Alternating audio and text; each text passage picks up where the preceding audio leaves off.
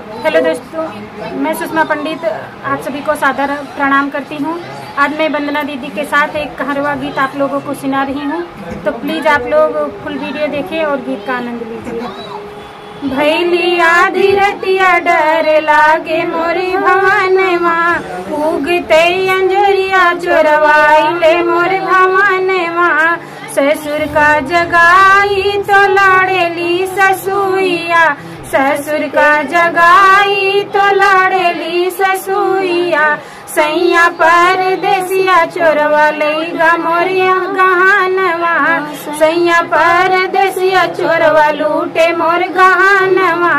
भूग भैली आधी रतिया डर लागे मोर भवानवा।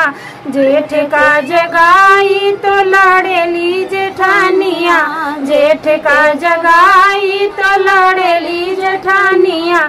सैया परदेसवा चोरवा लूटे मोर लहांगवा, सैया परदेसिया चोरवा लूटे मोर लहांगवा।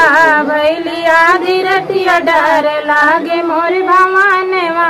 देवर का जगाई तो लाड़ेली देवरानिया, देवर का जगाई तो लाड़े देवरानिया।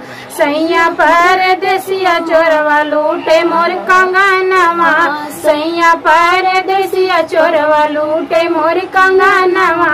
भैली आधी रतिया डर लागे मोर भवानवा।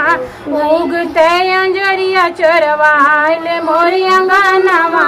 भैली आधी रतिया डर लागे मोर भवानवा।